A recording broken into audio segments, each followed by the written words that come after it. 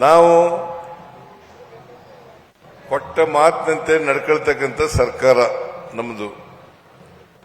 ನುಡಿದಂತೆ ನಡೀತೀವಿ.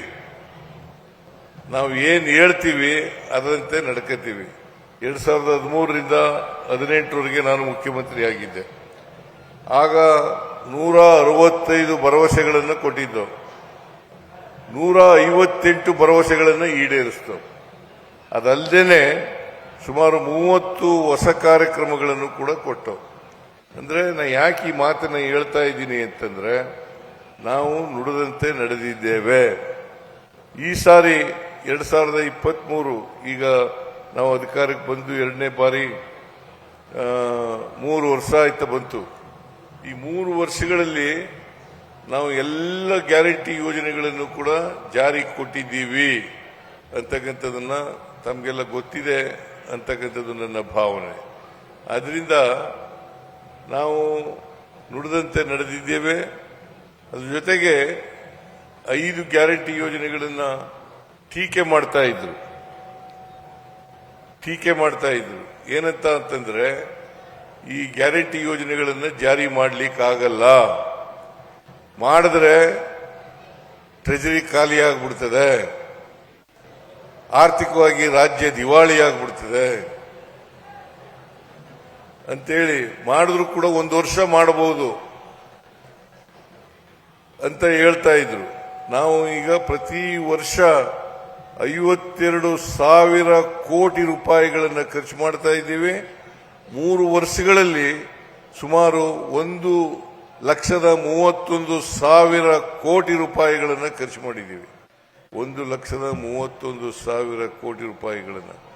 ಈಗ ಶಕ್ತಿ ಯೋಜನೆ, ಅನ್ನಭಾಗ್ಯ, ಗೃಹಲಕ್ಷ್ಮಿ,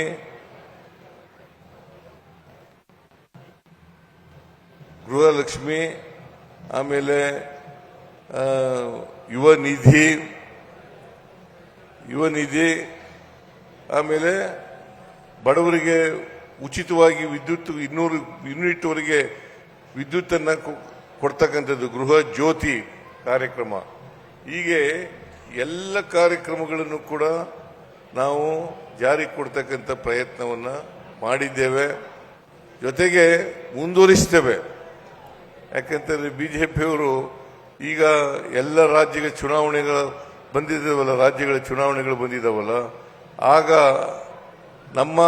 ನಮ್ಮನ್ನೇ ಕಾಪಿ ಮಾಡ್ತಕ್ಕಂಥ ಕೆಲಸವನ್ನ ಮಾಡ್ತಾ ಇದ್ದಾರೆ.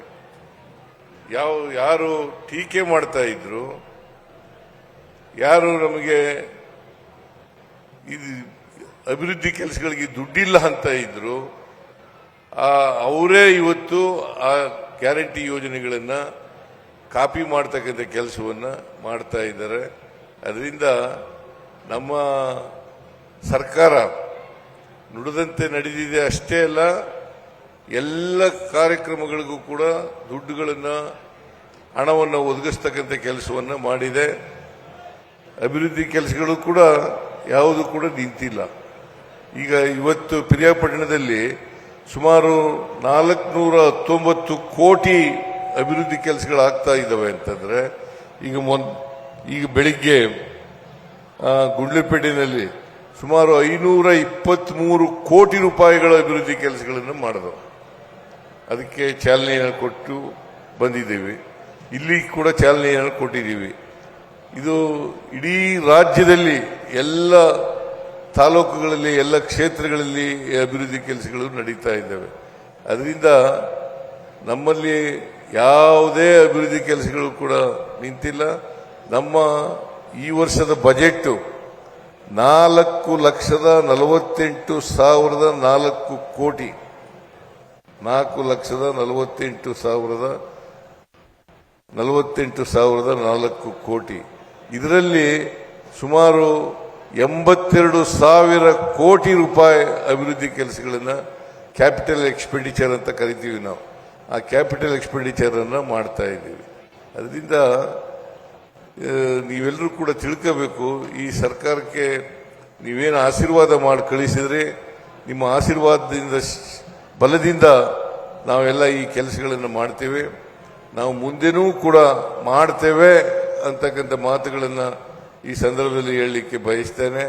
ಜೊತೆಗೆ 2028ರಲ್ಲಿ ಅಸೆಂಬ್ಲಿ ಚುನಾವಣೆ ಬರ್ತದೆ. ಈಗ ಮೊನ್ನೆ ನಡೆದಂತ ಜನ ನಮಗೆ ಆಶೀರ್ವಾದ ಮಾಡಿದ್ದಾರೆ. ಬೈ ಎಲೆಕ್ಷನ್ಗಳು ನಡೆದು ಚನ್ನಪಟ್ಟಣದಲ್ಲಿ ನಡೀತು, ಆಮೇಲೆ ಶಿಗ್ಗಾಂವ್ನಲ್ಲಿ ನಡೀತು, ಆಮೇಲೆ ಬಳ್ಳಾರಿ ಜಿಲ್ಲೆ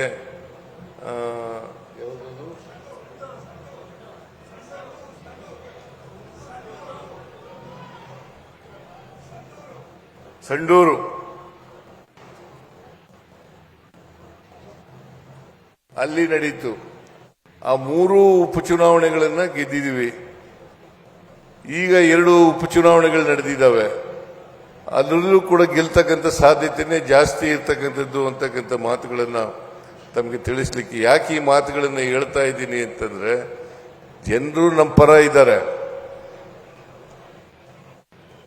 ಆದರೆ ನಾವು ಎಲ್ಲೂ ಕೂಡ ಸರ್ಕಾರದ ವಿರುದ್ಧ ಇರ್ತಕ್ಕಂಥ ನೆಗೆಟಿವ್ ಆಗಿದ್ದಂಥ ವಿಚಾರವನ್ನು ನಾನು ನೋಡಲೇ ಇಲ್ಲ. ಆ ಕಾರಣದಿಂದ 2 ಉಪಚುನಾವಣೆಗಳನ್ನು ಕೂಡ ನಾವು ಗೆಲ್ತೀವಿ ಅಂತಕ್ಕಂಥ ಮಾತುಗಳನ್ನ ಈ ಸಂದರ್ಭದಲ್ಲಿ ಹೇಳ್ತಾ, ಜನರು ನಮ್ಮ ಜೊತೆ ಇದ್ದಾರೆ. ಪಿರಿಯಾಪಟ್ಟಣ ಇರ್ಬೋದು, ಬೇರೆ ರಾಜ್ಯದ ಬೇರೆ ಬೇರೆ ಭಾಗಗಳಲ್ಲಿರ್ಬೋದು, ನಮ್ಮ ಜೊತೆ ಇದ್ದಾರೆ. ಈಗ ನಾವು ಮುಂದಿನ ಚುನಾವಣೆ 2028ರ ವಿಧಾನಸಭಾ ಚುನಾವಣೆ ಈಗಾಗಲೇ ಡಿ ಕೆ ಶಿವಕುಮಾರ್ ಹೇಳಿದ್ದಾರೆ.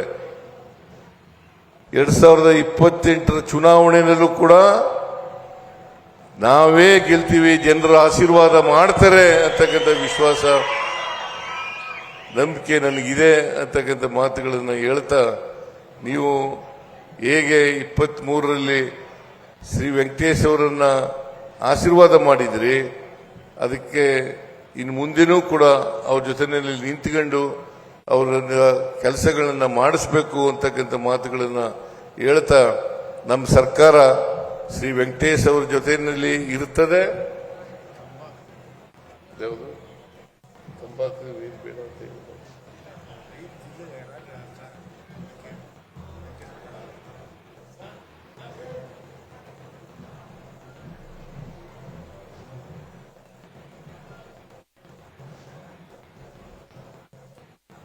ವೆಂಕಟೇಶ್ ಜೊತೆ ನಮ್ಮ ಸರ್ಕಾರ ಇರ್ತದೆ. ನಾವೆಲ್ಲರೂ ಕೂಡ ವೆಂಕಟೇಶ್ ಜೊತೆ ನಿಲ್ತೇವೆ ಅಂತಕ್ಕಂಥ ಮಾತುಗಳನ್ನು ಹೇಳಿ, ನಿಮ್ಮ ಆಶೀರ್ವಾದ ಸದಾ ಇರಲಿ ಅವ್ರ ಮೇಲೆ ಅಂತಕ್ಕಂಥ ಮಾತುಗಳನ್ನು ಹೇಳ್ತಾ ನನ್ನ ಮಾತುಗಳನ್ನು ಮುಗಿಸ್ತೇನೆ. ಜೈ ಹಿಂದ್, ಜೈ ಕರ್ನಾಟಕ, ಜೈ ಸಂವಿಧಾನ.